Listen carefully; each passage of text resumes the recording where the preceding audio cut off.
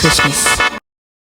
Yeah, that's all I had to say. Enjoy the video. So let's say that you're just walking down the street and you just happen to be going to the nearest Starbucks. All of a sudden you feel a slight what?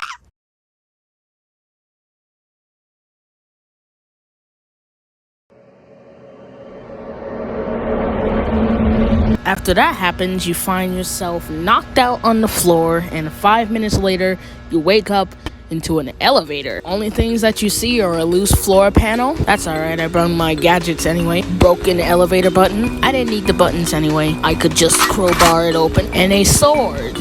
Might need that just in case somebody gets too slow. And so you open up your gadget box and you find a hammer.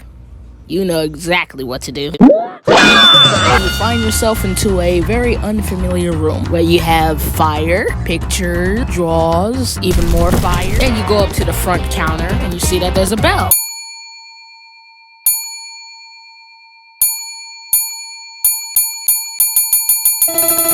Until you spot a key. You take out the wardrobe, you grab the key off of the thingamabob. I wonder what I'm going to need this for. And now you think that that was it, and it was the end. Wrong! Open the door to find another door across a very long hallway. I don't need it. I don't need it. I don't need it. I don't need it. I need it. Open that door to find yourself into another door. Then you're through this endless cycle of doors, and doors. So you keep going to the doors until you hear a loud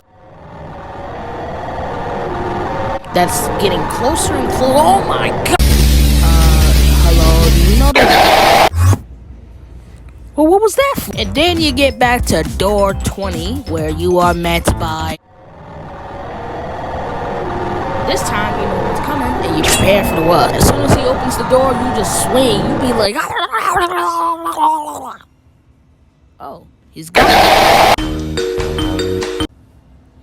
This time, you actually got him in your trap. Swing. He disappeared again.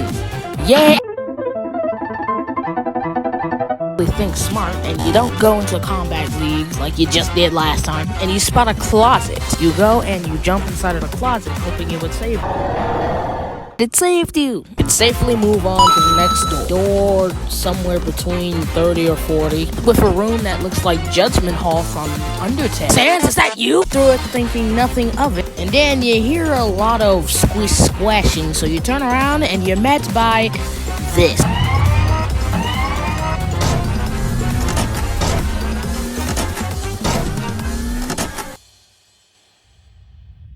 Your soul is mine. Left,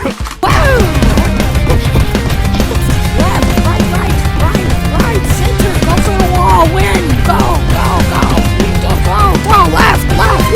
left, behind, left, backwards, final, go, left. You go over to door 50, and this is where things take a huge turn. So door 50 looks better than all of the other doors, which is kind of alarming, but you're like, whatever. You go in to be met with a large beast with sharp teeth. You literally quickly run backwards thinking he is not blind, when in reality he's blind. You go all the way back to door 1 to figure out he's blind. And you go all the way back to door 50 and you're like, oh, he's blind. So you enter the room and you start running, and that literally brings him to your location exactly. So now you know what to cry, and you're just clueless on what to do till you spot a very lightly colored book on the shelves of the bookshelf. You're like, I wonder what that is. You go over, climb the ladder, and you get it. Unlike the rest of the books, you're able to open it. And inside, you see a shape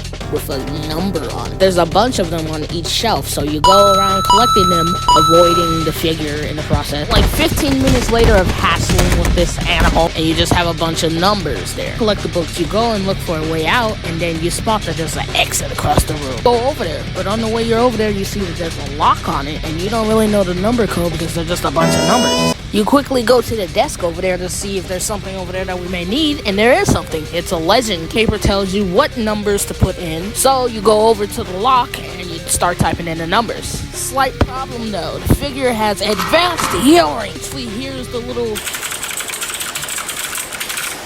He's like, who's this? Sprints over to my direction. I just start sprinting forward in a full chase sequence like the chase sequence that we were just in. Like, what? Why is there two chase sequences? Well, you spot a closet and you go in, and then once you go in there, you think you're safe. A random heart appears on the closet door. Click the right side of your phone or your left side of your phone to click the notes.